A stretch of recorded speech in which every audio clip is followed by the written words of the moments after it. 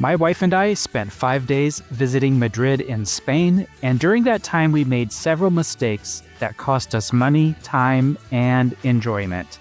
So what were these mistakes? Well, you'll find out in this video, along with a few mistakes we managed to avoid. My name is Ryan, my wife Emily and I are the Snail Travelers. After our flight landed in Madrid, we went to the metro station in the airport.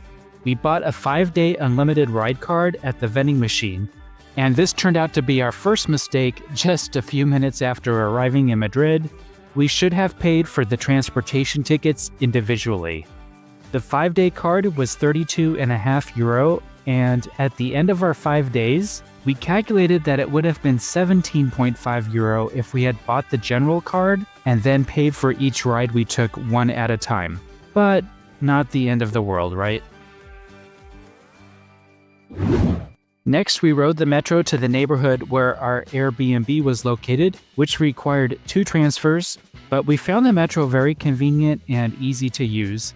We had about 2 hours to kill before we could check into our apartment, so we went to a cell phone store and bought a SIM card, and chose to eat at a restaurant called Veeps because we enjoyed eating at this restaurant chain in Mexico City. We met our Airbnb host outside the gate to our apartment complex. As our host started showing us the apartment, we noticed that we have a lot of the same stuff in our apartment. We have the exact same baskets, we use ours for dirty laundry. We have the exact same yellow cushions on our sofa. We have the exact same dresser, the same mirror next to the dresser. We have the same silverware, but I'm glad we don't have the same kitchens because theirs is ugly. Next, we walked 5 minutes to Lidl, which is our favorite grocery store in the world, and bought some food including ham, since this is not something we can buy where we live in Turkey. And we will be having some of Spain's famous and fancy ham later in the video. When we woke up the first morning and looked out the window, we saw parrots in a tree, Santa Claus riding a motorcycle with gifts tied to the back, and more importantly, we saw that bus number 10 passes by every few minutes, and a quick Google search showed that this bus goes straight to the Prado Museum, and it would be easier to take the bus to the museum rather than the metro.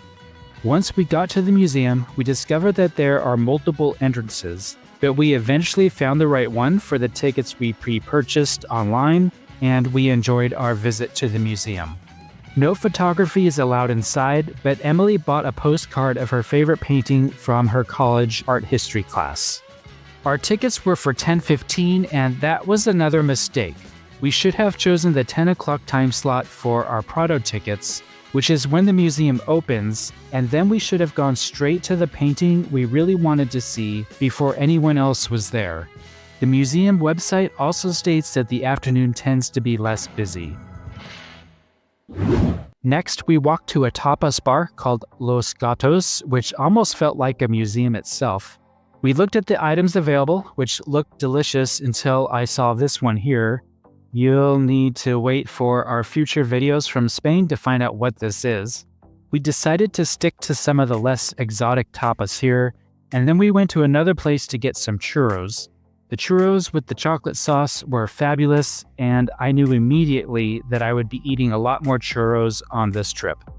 Look at our future videos, and I'm guessing you'll see my waist has expanded outward on both sides. After this, we took a walk through the city's main park called Retiro. We really enjoyed the nature and the peace and quiet. We enjoyed watching people playing card games at the park, people playing chess on a regular chessboard at the park, and people playing chess on a giant chessboard at the park.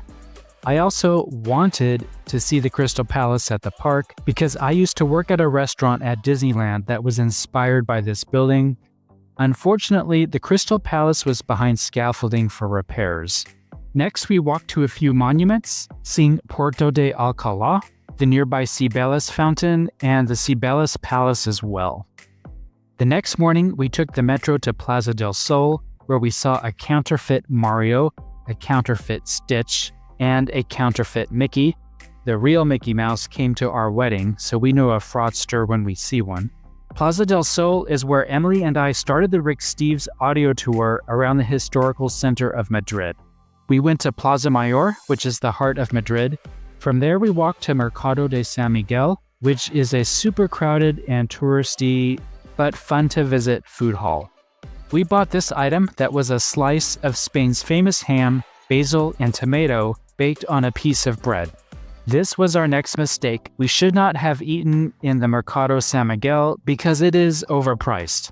It was a fun experience, but this small item was €6.50, and we could have gotten something similar for a cheaper price somewhere else. Next, we walked by the city's biggest cathedral and then went next door to the Royal Palace. We decided not to go into the palace because the tickets cost €25 each, and I had visited the inside the last time I was in Madrid. But we did see the changing of the guard at the palace here in Madrid, which was fun. Next, we went to one of the city's most popular places to get churros. It's super busy and open 24 hours a day, and I'm sure you can understand why this would be true if you just look at these delicious churros here. As we continued walking on the main streets, the crowds started to become a bit overwhelming, so we found a few back alleyways to walk through before we headed back to our apartment. This was when we realized our next mistake. We should have spent more time exploring the quieter back streets, since these smaller alleys provide a break from the hustle and bustle. The next morning, we took the metro to one of Madrid's train stations so that we could visit a town just a little bit northeast of Madrid. The platform wasn't listed until just 5 minutes before the departure time. Then we had to wait to go through security, and then there was a big crowd trying to get to the correct platform. Fortunately, we made it to our train with a few minutes to spare, and we enjoyed the ride on our high-speed train to Segovia. However, back at the train station, we should have gone through the security line first, and then we should have waited for the platform to be announced after the security line. Our reason for coming to Segovia was to visit the Alcazar, which served as both a royal palace and a fortress.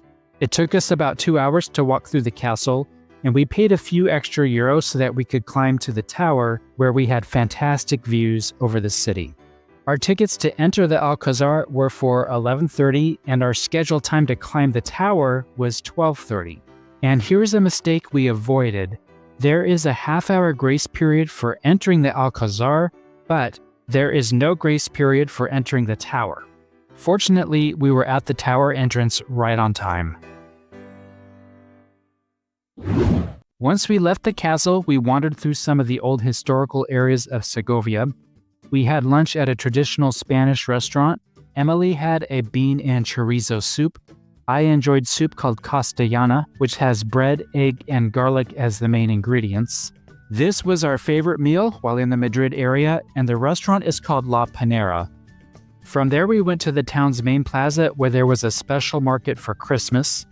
Spain was colder than we expected, so Emily bought a pair of handmade slippers. And guess what I bought? Yep, churros, only these were stuffed with cream filling. Have you figured out what my favorite thing to eat in Madrid is?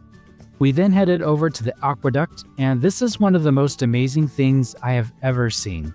As a former physics teacher, I take an interest in engineering marvels like this. We then took the train back to Madrid and decided to stop at the main bus station to check it out since we had an early bus departure to Granada the next day. The next morning, we checked out of our apartment and got on the metro to head to the bus station. At one point, the metro stopped. There was an announcement that I didn't understand. I got nervous about the delay, but fortunately, we were on our way again in only a few minutes. We arrived at the bus station, and of course, our bus was missing from the list of departures. So we walked through all of the departure platforms and eventually found the one labeled as departing for Granada. But there were 3 buses at this gate. They weren't labeled, and so everybody was crowded around trying to find the right bus. So the mistake we avoided here was missing our bus to Granada. We are glad we had visited the bus station the previous day, so we knew the general layout of the station. Alright, there you have it, and we have a whole video dedicated to the pros and cons for living in Spain coming soon, so hit that subscribe button. Our next video is from Granada, and I'll put it on the screen here when it's ready. In the meantime, here is our previous video from Italy. Thanks for traveling with us.